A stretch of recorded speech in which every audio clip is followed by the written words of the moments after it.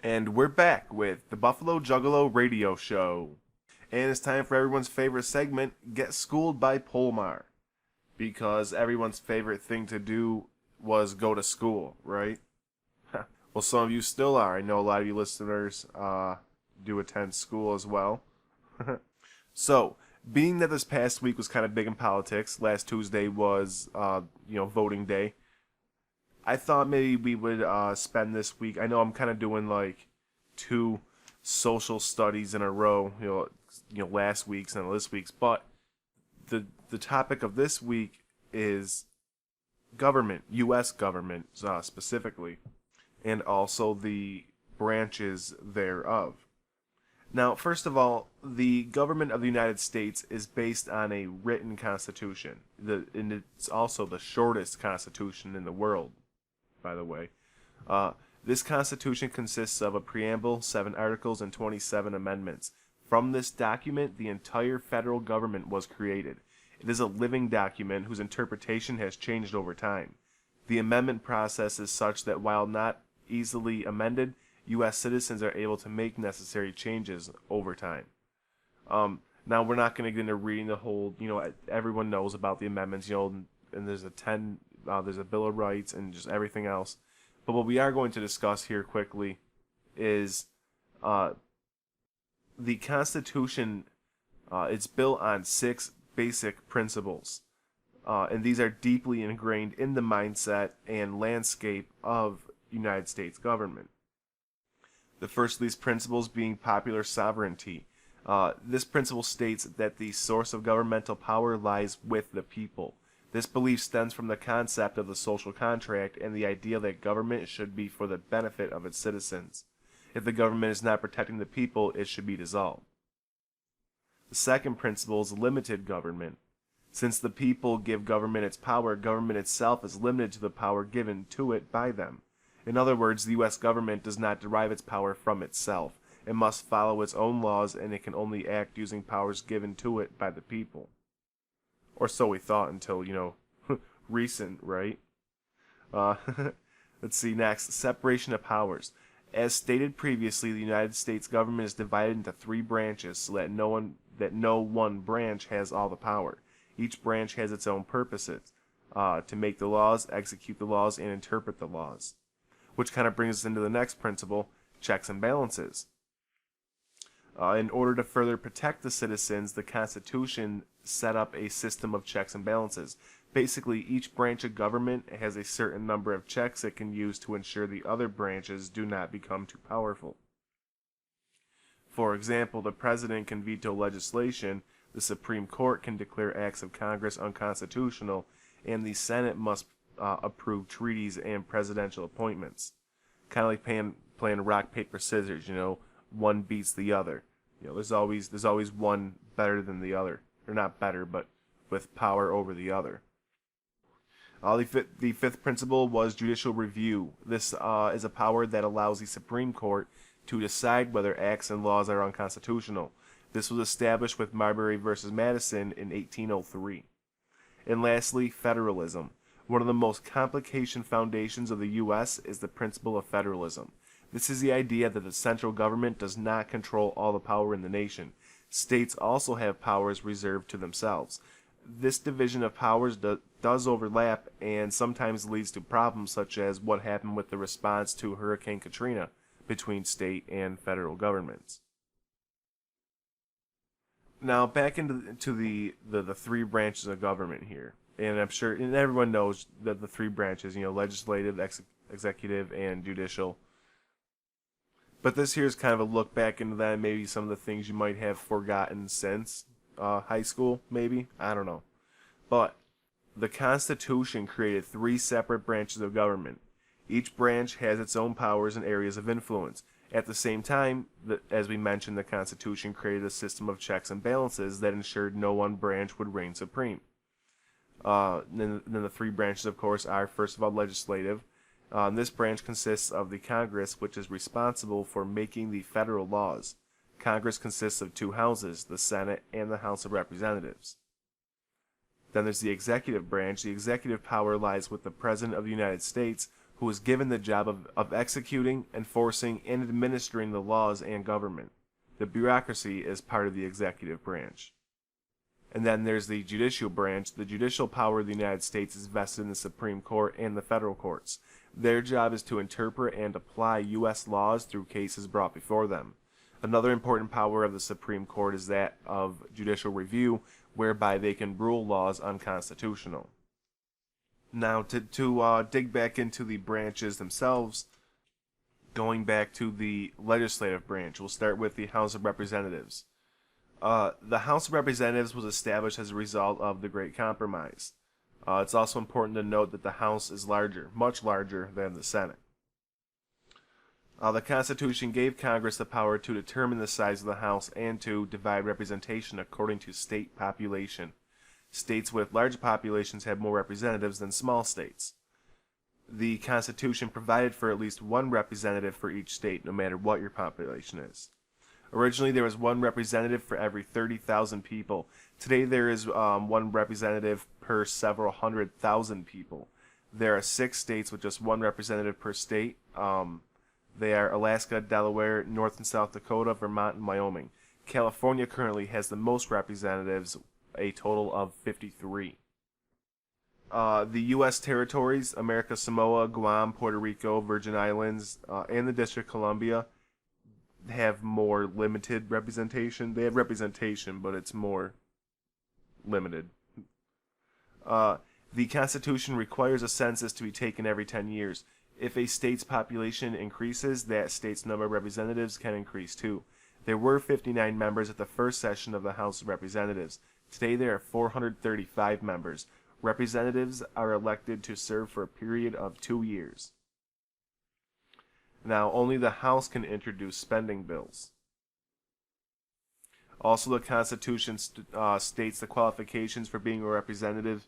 A person must be at least 25 years old, a U.S. citizen for at least 7 years, and, when elected, must be an inhabitant of that state in which he shall be chosen.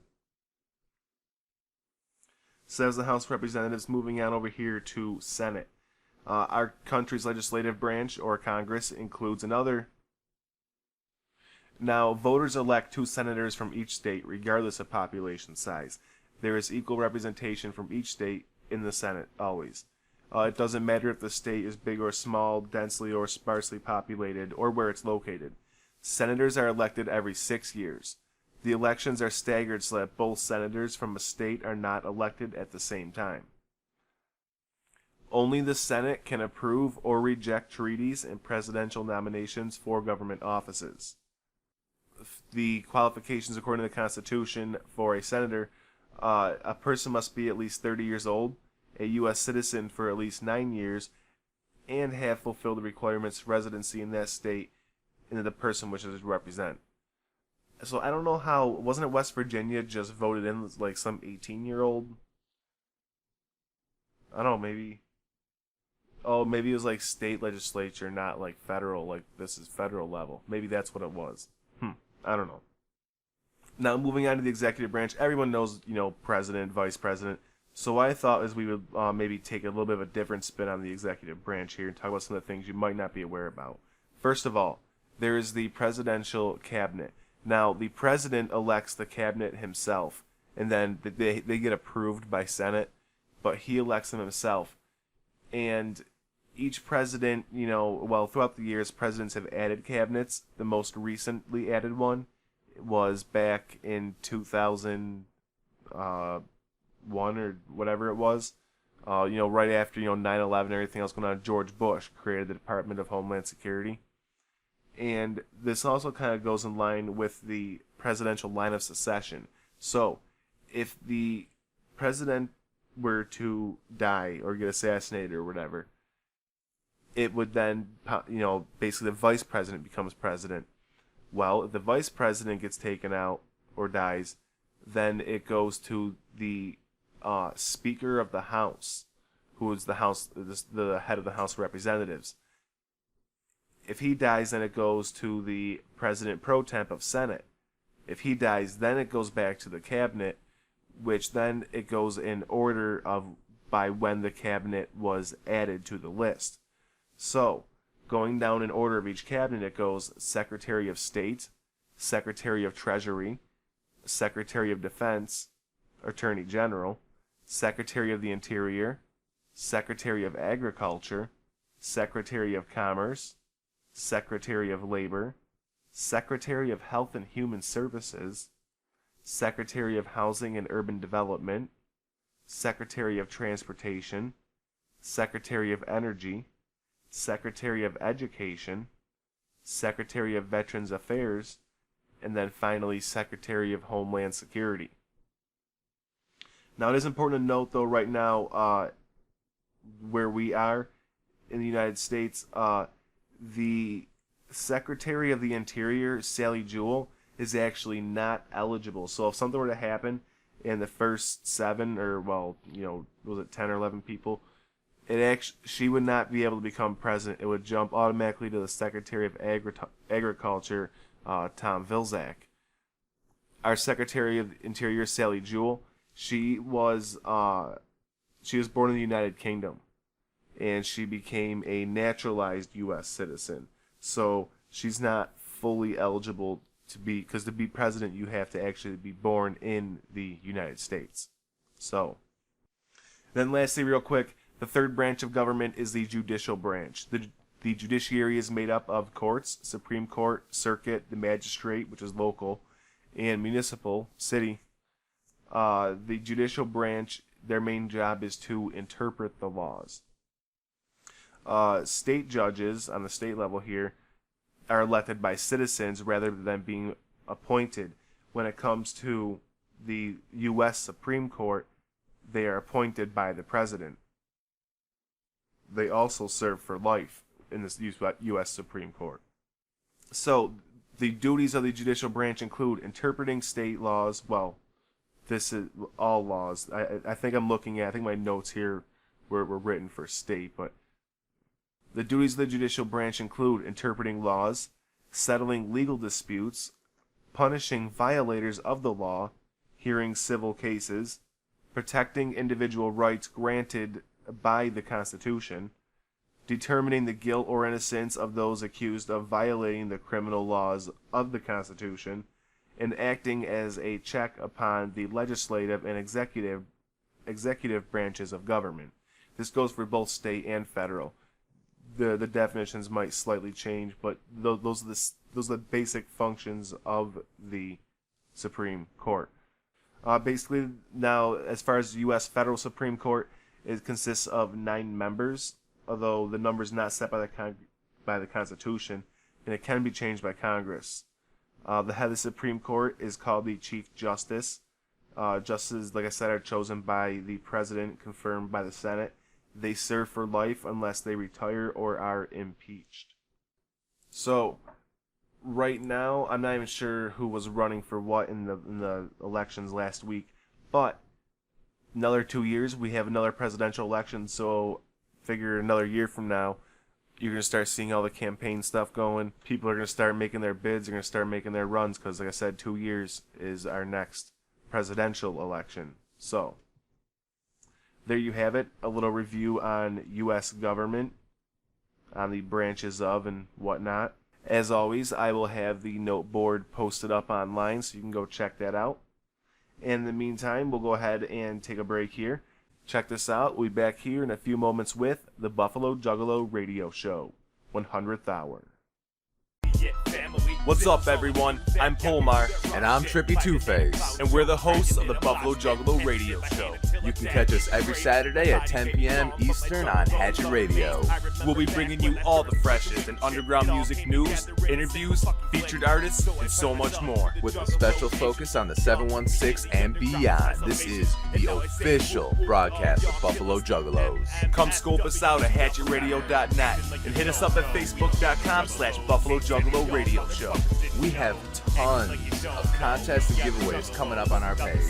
So don't sleep on the Buffalo Juggalo Radio Show, Saturdays at 10 p.m. Eastern.